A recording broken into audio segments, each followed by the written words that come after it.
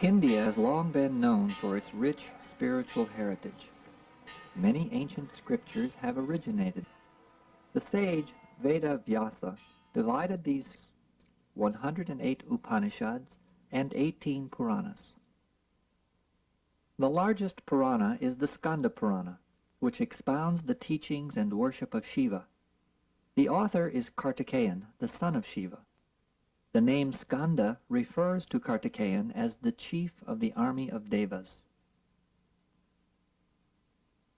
A major portion of the Skanda Purana describes holy places of pilgrimage.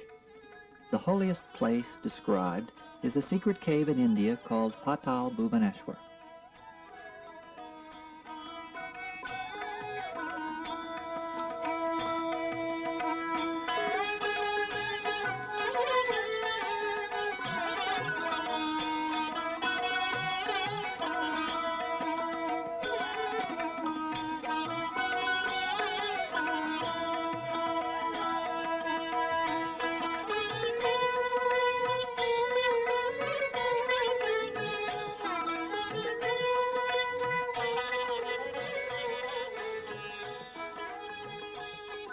According to the Skanda Purana, this cave is the abode of Shiva. All of the gods go there regularly to worship him, primarily by doing pujas to Shiva lingams. A Shiva lingam is an egg-shaped object which represents God as the formless creation which has no beginning or end. This Purana also states that the many Shiva lingams throughout India are all present in Patal Bhuvaneshwar. By remembering, by visiting, and especially by doing pujas in the Patal Bhuvaneshwar, one gains tremendous spiritual benefits. For example, according to Vyasa, by visiting Patal Bhuvaneshwar, the pilgrim attains the fruits that are 10 million times that of going to Benares, or 1,000 times that of going to Kedarnath. The Skanda Purana describes the location of this cave as being between the two rivers Ramganga and Saryu. The Skanda Purana also names the hill where the cave is located. It is called Darugiri. Today, under the guidance and encouragement of Bhagavan Sri Satya Sai Baba, knowledge of Patal Bhuvaneshwar is being revived.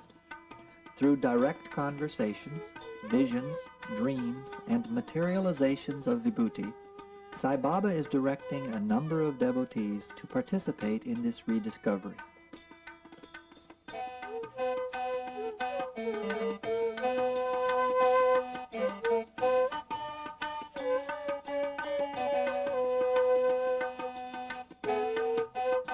Dr. Gopal Karnavar is the author of Bhagavan Satya Sai and Patal Bhuvaneshwar, published in November 1994. In his book, Dr. Karnavar translated the sections of the Skanda Purana which pertain to Patal Bhuvaneshwar. In 1991, I had been to the Himalayas and stayed in Swami's ashram for a couple of days. And there I met the person in charge of the ashram, and he talked to me about the cave complex called Patal Bhuvaneshwar. And he has mentioned that this is given in Skanda Puran. So I was interested in Puranic literature, so I asked him for a copy of that particular chapter.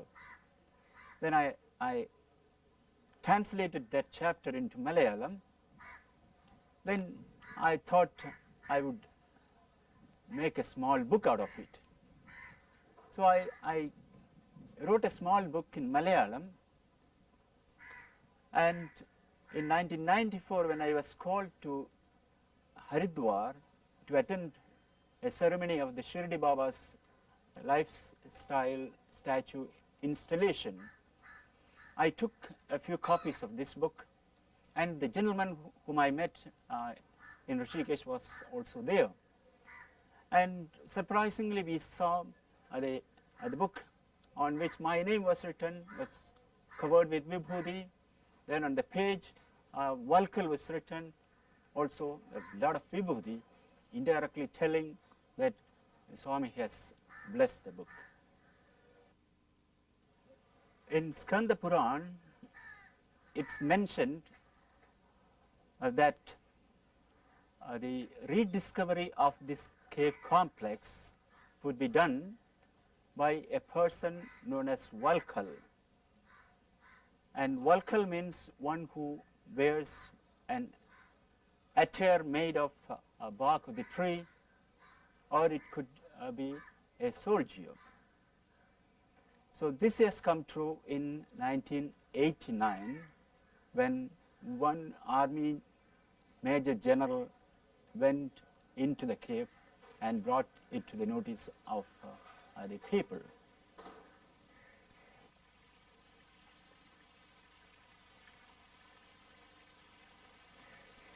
As I have come across Patal Bhuvaneshwar and related subjects, I feel very much that Major General Taylor, who has rediscovered this is the Valkal.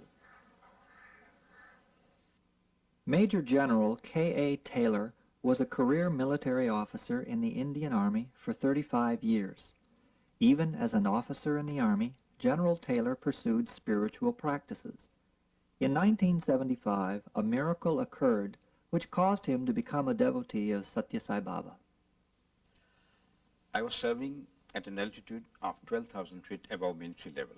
This vehicle went down the hill and he was brought up, killed. He was taken to the hospital and declared dead. I prayed to Baba that he should be alive. After 15 minutes or so, I got a call from the hospital. The driver was alive. And thereafter, of course, it was total surrender to Baba.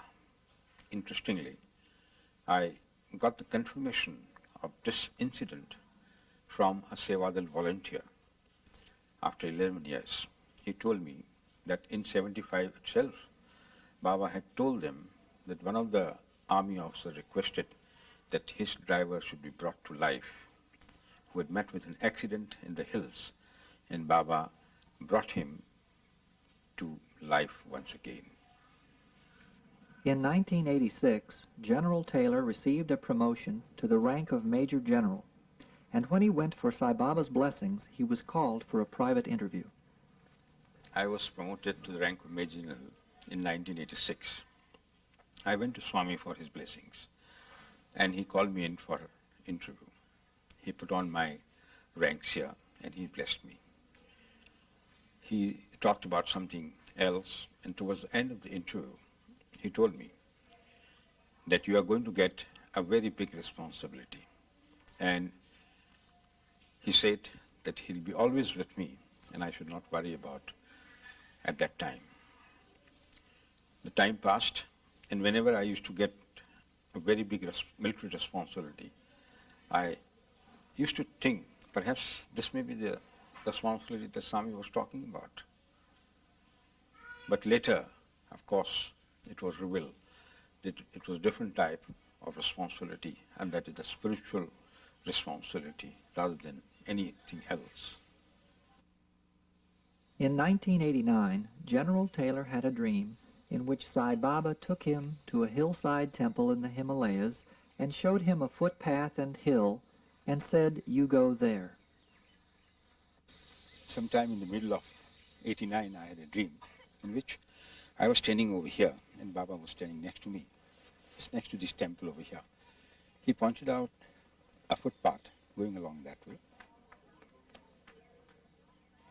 and also that hill over there. And he said, "You go there." Next morning when I got up, I told my wife about this dream. I told her that perhaps Baba wants me to do tapasya in the hills, and forgot about this dream.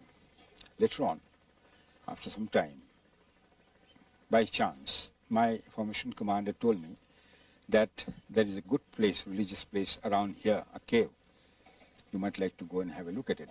So therefore, I with my wife, again we came here. When we came, I told my wife, I remembered my dream and said that this is the place exactly where we were standing, myself and Baba, and this was the footpath that was indicated to me by Baba, and the hill over there. And then, of course, we went inside. We had not gone to Patal Bhuvaneshwar as yet. This was just a dream. Of course, I had not realized at that time what was the purpose of this theme and why Baba wanted me to go there.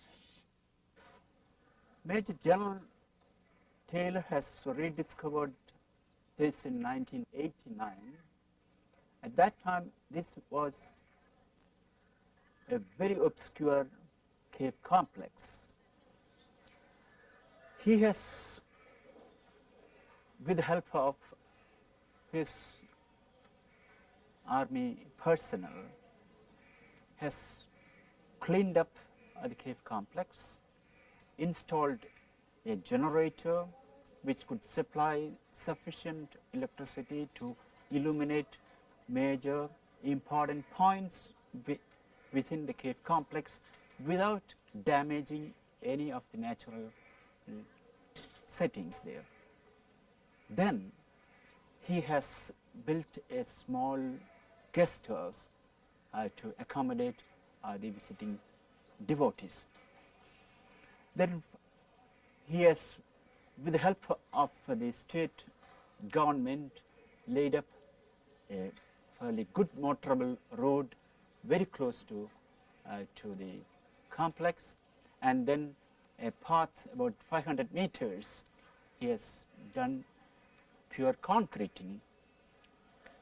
So access by car and then by foot is made very possible, and an overnight stay in the guest house is also provided, and this has led to the visit of large number of devotees from India and outside India. 18 generations of a local family of pujaris have taken care of the village temples and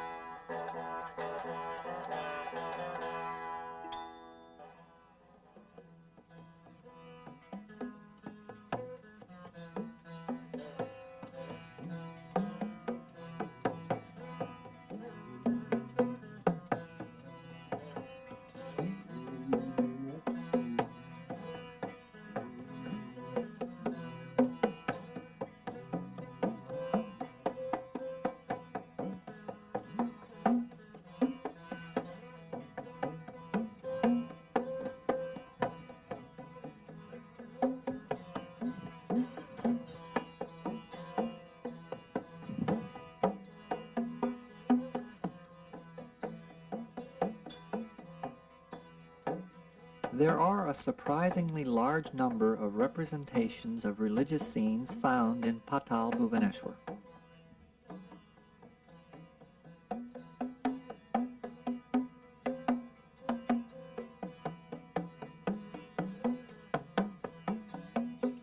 They are not the rock formations, but the deities, actual deities becoming stone.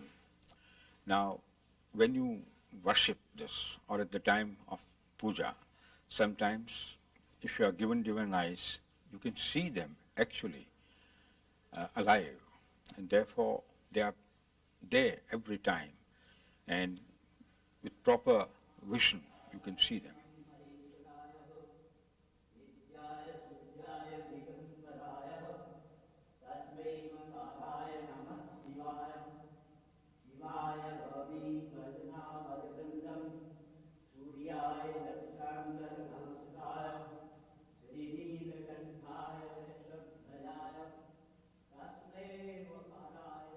In Patal Bhuvaneshwar, after climbing into the cave, the first form encountered is that of the Sheshnag, or cobra, who is protecting this abode of Shiva. Yes, this is Sheshnag's hood. There are several seven hoods. And it's not as if, as I thought at the time, we'd just come to a cave, we'd walk inside, there'd be a nice big cabin, we'd look around. But it meant going, I would imagine, about 40 feet down, climbing some places if there were little stairs there, other places squeezing between rocks, and eventually you get down into the bottom where you can walk around. And then you can look around, you can see the hood of the cobra. You can see up within that hood even the poison sac that is there. And one of the beautiful things, the backbone of Nag, the serpent. And you can walk along that backbone in the bottom of the cave.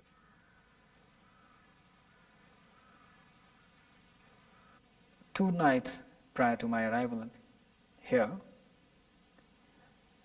as I slept off on my bed in one of the places in these Himalayas only, I felt strong vibrations passing through my complete body, and the epicenter of that vibration, if we may say so, lay at the base of my spine, and it was moving up with great intensity. I felt as if an earthquake has come.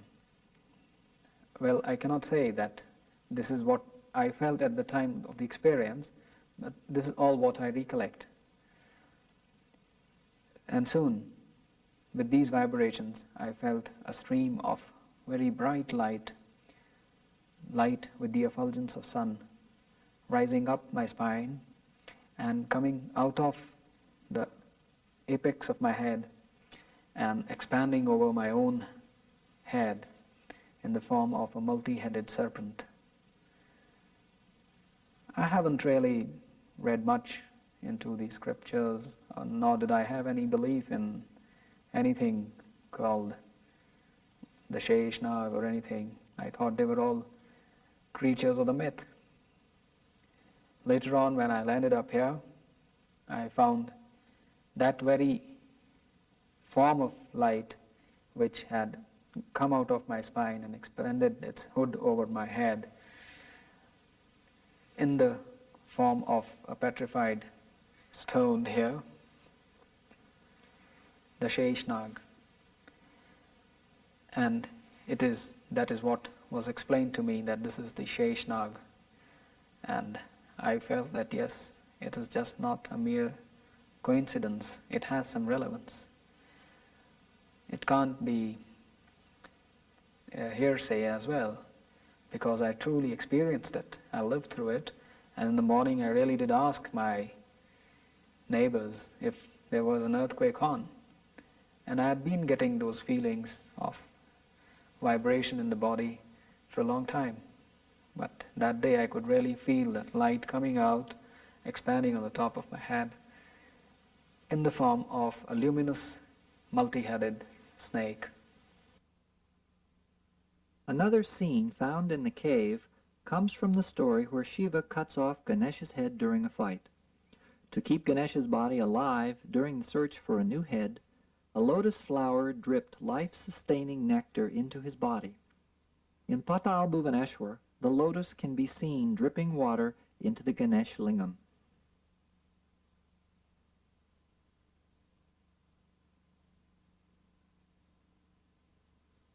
This is the Ashtadal Kamal, or the lotus with which the headless body of Lord Ganesha was maintained.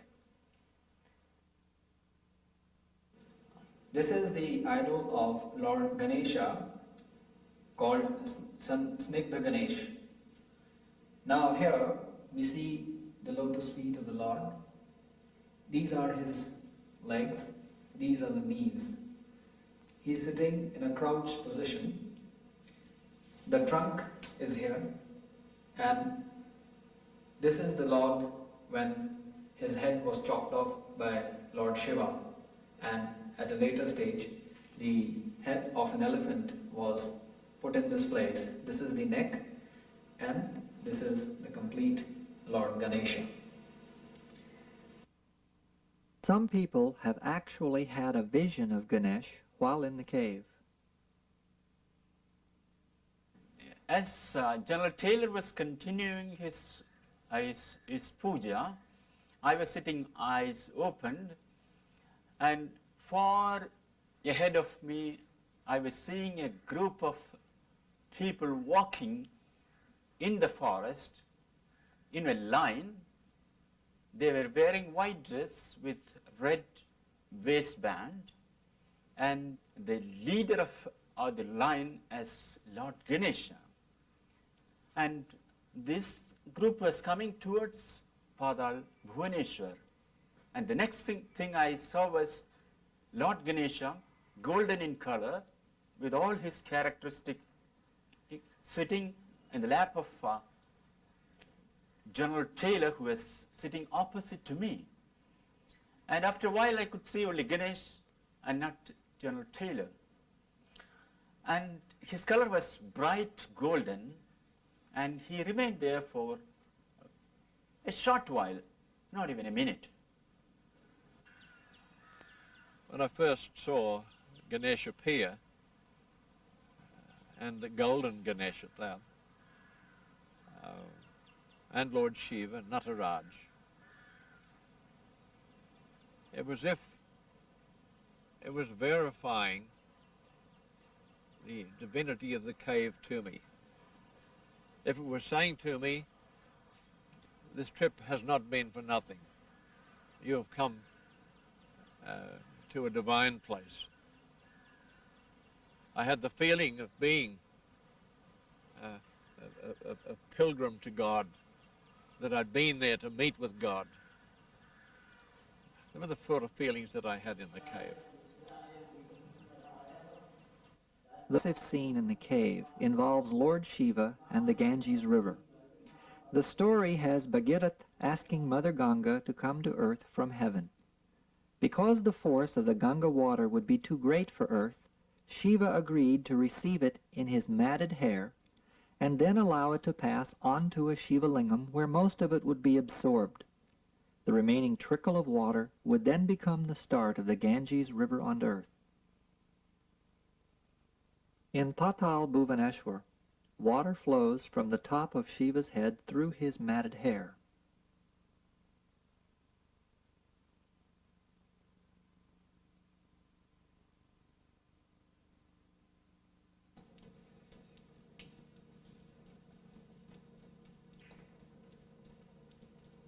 The water then drips onto a Shiva lingam.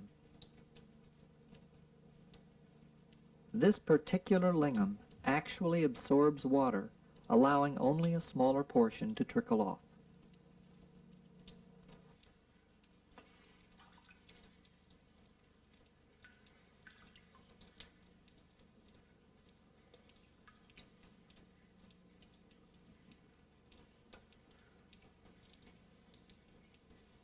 Shiva's hair is huge.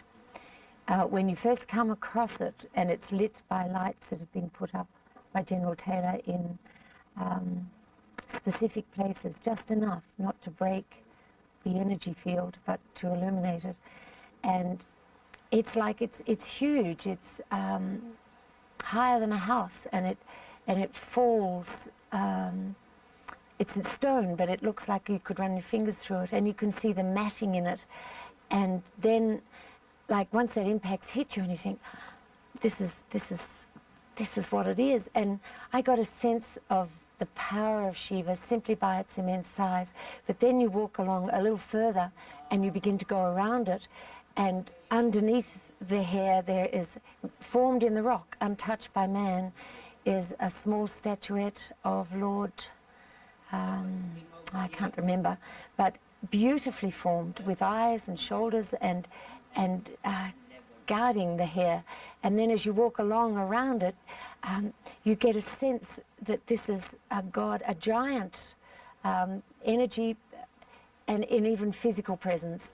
And it it's breathtaking, and you just look up and you see the shine and the gleam and the little pieces of matting running through it, and it's like, wow.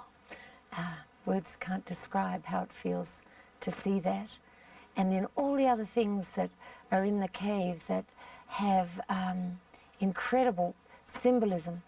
And not only that, I mean, when you're guided to, say, for example, the elephant with the 1,000 legs, and they're not just pieces of stone, they're leg-shaped. They're not just like stalagmites that you could say, oh yeah, that's pretty close. That's what they are. And then you turn and you see the head of the elephant, the curve of the trunk, all out of stone, the cobra's head, everything. But I think I think the sense of the hair is when it hit me that this was millions of years old of not mythology, truth. This is truth laid out in stone, and it's wonderful. Experiences of Shiva are not confined to visions inside the cave. Jennifer Warren, a spiritual seeker, had a very vivid dream about Shiva even before entering the cave. Night before, or the first night we arrived at Patal Bhuvaneshwar, it was about 2 in the morning, and I was dreaming about my mother. And then immediately after that, I saw the face of Shiva, Lord Shiva. And the face had these rounded features, these sort of almond eyes that you see in many sort of Indian statues. And around the face were these sort of ether-like white wisps coming around the face, almost like when you see the rays of the sun. It was like these ether rays that looked like little sort of almost snakes. And then the face changed, and it became closer up, and there was a sort of grayish, bluish tint to this etheric-like face, and it was a changing form.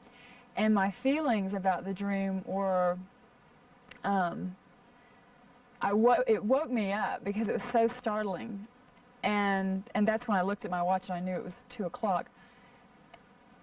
And I just remember being incredibly in awe about it, because I didn't expect to see such a thing. I mean, I come from a Western culture, and to just sort of see a Hindu god like that from within myself is an extraordinary experience, because it was so real, and it was so much bigger than life.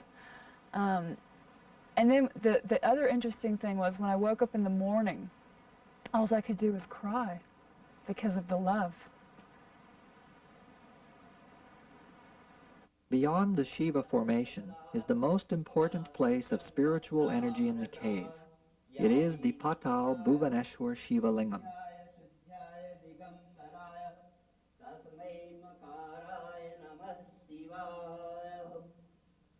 This very rare lingam has 3 different kinds of stones which depict the trinity of Brahma, Vishnu, and Mahesh.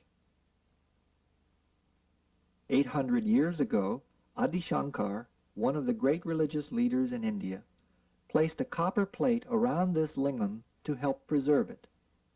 In this cave, 3 different abhisheks, or trickles of water, flow naturally for each of the 3 stones. Pujas done here are very powerful.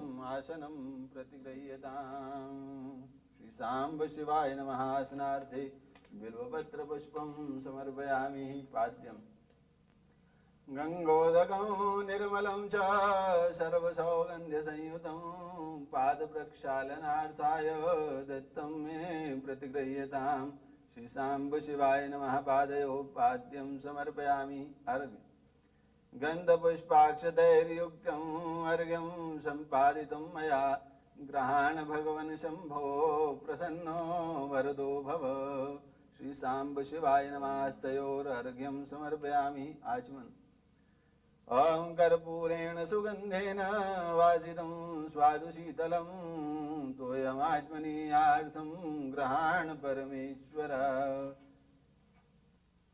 ॐ ईशानः सर्वविधानानीश्वरः सर्वभूतानां ब्रह्माधिपति ब्रह्मणोऽधिपति ब्रह्मा शिवो मे अस्तु सदा शिवम्। स्वं स्वस्ति न इन्द्रो वृद्धश्रवः स्वस्ति न पूषा विश्ववेदाः स्वस्ति नस्तार्क्ष्यो अरिष्टो नेमि स्वस्ति नो बृहस्पतिर्दधातु। हम लोग आए और We all came and the puja was about to start. Guruji gave us all a flower each. We all sat by the side of the लेकिन Shivalinga मेरा ध्यान कहीं और waited था। for the puja to एकदम start. ध्यान I वहाँ had से gone into गुरुजी a के पूजा meditation में से हट state. गया, जो Guruji had जैसा just करा arrived रहे but थे। hadn't started the और puja. एकदम मतलब In ध्यान चला गया। meditation, ध्यान में हम I लोग was बैठ sitting, गए, लेकिन इन्होंने but क्या didn't कहा know हमें कुछ what नहीं was मालूम। happening. और हम I एकदम आँख had हमारी closed बंद हो my गई eyes और मंत्रों की but आवाज आ could रही थी। hear the mantras बहुत very जोर-जोर loudly. से मंत्र बोले जा रहे थे। मंत्र हम बराबर बोल रहे थे। I was reciting them तो correctly. क्या नाम मंत्र बोलते ही As बोलते I was reciting the mantras, मंत्र बोलते बोलते एकदम as जैसे I was हमने reciting the देखा mantras, शिव I और was able to Parvati see सामने छोटे से Shiva रूप and में आए। Parvati बहुत arriving in सुंदर से miniature form शिव जी before me.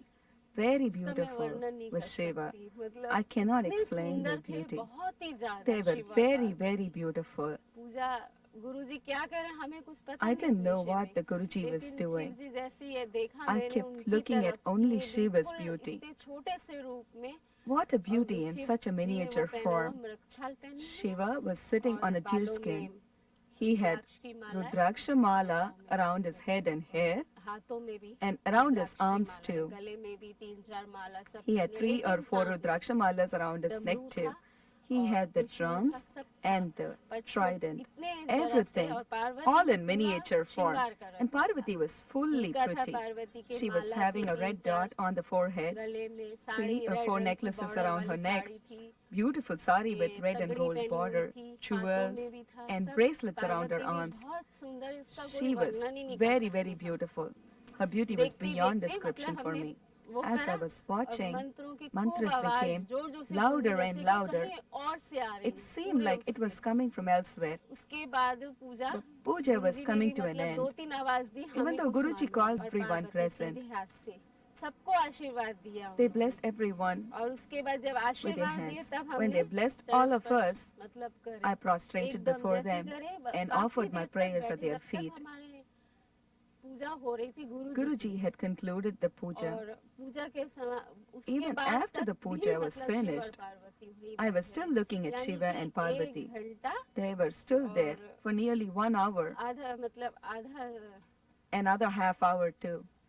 1 घंटा और आधा For nearly सेकंड 1.5 hours. वो था। तो उसके बाद पूरे जब समाप्त हो गई After गुरुजी की that, पूजा और after उसके बाद everything was भगवान शिव और over, Parvati ji Bhagwan Shiva and Parvati left. So then during puja, when I was chanting mantras, so I felt that somebody is chanting the mantras before me, and prior to me, preceding me. He is starting the mantra, what I have to speak for that particular puja. So another experience in the same pujan on this auspicious occasion. So when I was chanting that Shiva Stotra, I heard some voices, ladies and gents of God and goddesses, along with me. And at that time I was chanting the Shiva Tandav Stotra. I felt that because it is so long, I felt that I will not be able to sing in the same rhythm up to last. And I was over-exhausted in the mid. But when I heard that some other voices are with me, along with me, then I look in above side or here and there, but the voices are there. I have no eyes to see that God and goddesses. So thus the same thing is written in Skand Puran, Manaskanda, that on this auspicious occasion of Triyodasi on Saturday, God and goddesses comes to this place for Shiv Pujan, and we confirmed that with their voices. Well, there were several experiences that I had. As you'll recall, the first night that we went down into the cave and were shown around and had everything explained to us, and then pujas were performed. Pujas are not necessarily something I know a lot about, being a Westerner. However, when the main puja began, puja to Shiva, I had this urge come within me and actually began to chant, which confused me because it was in a language that I didn't understand. I had no idea of what it was that I was doing. And I tended to hold back a little and became nervous about it because there's always that feeling you're going to make a fool of yourself. And yet it was something that was happening naturally, but that I couldn't understand. A little later during the puja, when it was a meditation time, again something happened. A golden Ganesh appeared before me. And while I was observing this golden Ganesh, it faded, and then Lord Shiva himself was there, and that gradually changed into Nataraj, the dancing Shiva. And that was as plain as if I was sitting here watching it right now. And they are also unusual experiences for me. And I didn't know the full import of what I'd seen until I spoke and told about the story about it later on. That was for there, after coming out of the cave, which is a unique experience, a wonderful experience. And you can't help but feel highly elated by having been in there and with the experiences that occurred at the time. The following morning, when we went down and pujas were performed again,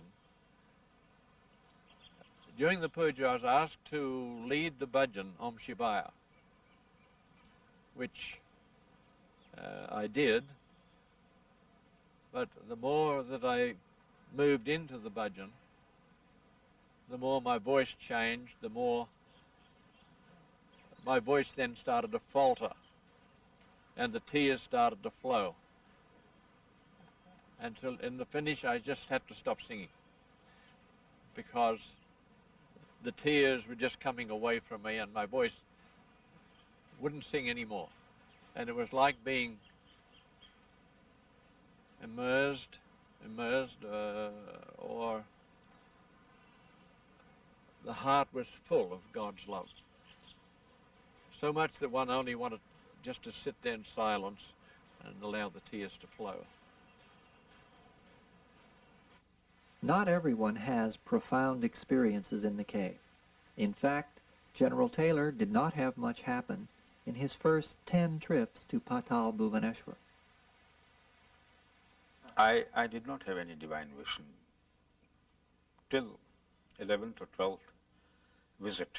I kept on going there because I felt a lot of spiritual energy in there, and to develop my spiritual ability is also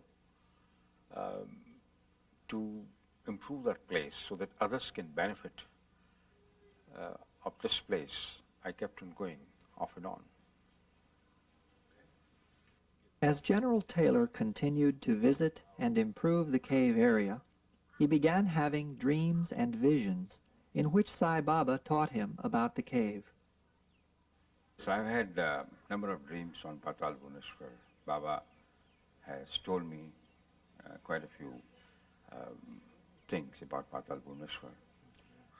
In one of the dreams, Baba told me that many gods and goddesses are living in the cave and they do puja to Shiva on their appointed days regularly. In another dream, he told me that Patal Bhuvaneshwar is heaven, nothing but heaven.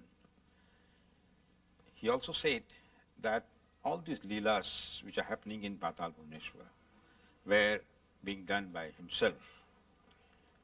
He further said that lot more people will be coming to this Patal Bhuvaneshwar in future and doing puja to Shiva. In fact, he said that you won't have place even to go in and stand in that area. I kept thinking, what's this all about? Why is it happening to me? It was such a new experience. So I was really quite pleased to put it on paper to try and understand what it was all about. And then when I came down, having recorded it, almost knowing I wasn't recording it, I had interview with Swami. And I had, again, listening to my chatty inner voice, had presented a collaged cover, which is this rather tatty manuscript now, had sat up all one night again, typing it to present to Swami. When I first arrived the first day, he saw my roughly written notes, and in a book I held them up for blessing, and he said, without opening it, Patal Bhuvaneshwar, I will see. So I thought, well, I better get it in a form that I can offer God. So that was for the typing and for the collage. And then in the first interview I had, not long after arriving, he blessed it by signing it, as you can see. And I thought, well, that's done. And then I wasn't sure if I was to have it published. I began to wonder, well, he didn't actually say. So the next time I went into interview, a fortnight, 3 weeks later, I didn't take the book with me, but I said to him, Swami, do you want us to speak about Patal? Because the little group that I'd been amongst had discussed it with ourselves, and it's an experience of such spiritual magnitude that it really blew us away. And my 2 sons and I spent a lot of time crying, just out of the blue. We just, the tears had come, and it was as though we were trying to absorb the things that had happened to us on levels that were far beyond the intellect. So the next time I went in there, I thought, well, I've got a question. You know, Swami takes all your brains away and you just sit there and bliss. So I said, Swami, are we allowed to speak of Patal? And he said, yes. He said, people come from the head. They must learn devotion, speak about Patal Bhuvaneshwar. And then I said, do you want the journal published? And he said, yes, I will publish. And now, of course, I await God's will. And in his time, I'm sure the information will be available in the journal. That's a good question, you see. When I first came to Baba, at my first visit, Swami took me in for an interview, and then he gave me a Rudraksha, the tear of Shiva, the eye of Shiva. I didn't think much of it at that time, but he told me to place it in water each day and drink the water. Later, Swami sent me to Arunachala Shiva and the teachings of Ramana Maharshi. Later again, Swami gave me a Shiva Lingam. And now, he's taken me to the cave of Shiva, the abode of Shiva.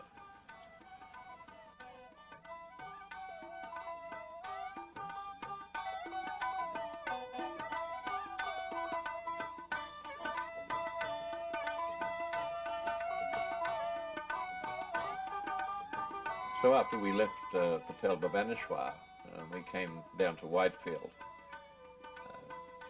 Swami asked me if I'd speak to the students about some of my experiences. And so I took the opportunity to ask Swami if I should talk about Patal Bhuvaneshwar, and he said yes. And so I said, Swami, were the experiences I had there real experiences? And he said yes. I said, should I tell the students about that, Swami? And he said, yes, tell them.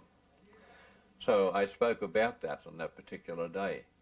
But later still, I handed Swami a note asking him if the production of the video on Patal Bhuvaneshwar had his blessings, and if so, whether I should speak about my experiences on the video and about his confirmation of those experiences.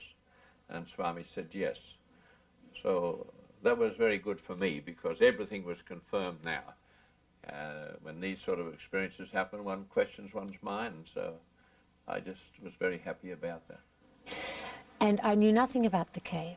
It was like storybook stuff up in the Himalayas. It didn't relate to me at all.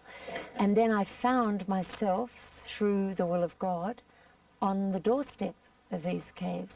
And then the experience within them made me realize that it was part of my destiny to be there.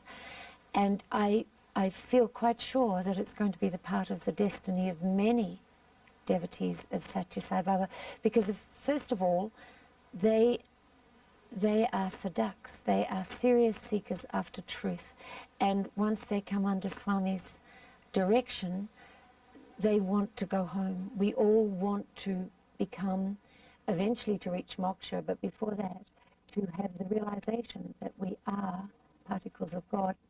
It's like nothing I've ever seen before, and I have traveled a lot, and I've seen many, many religious relics and been to many, many beautiful churches throughout Europe. And I have to say the naturalness of the cave, and that there exists such an ancient place of worship that has documented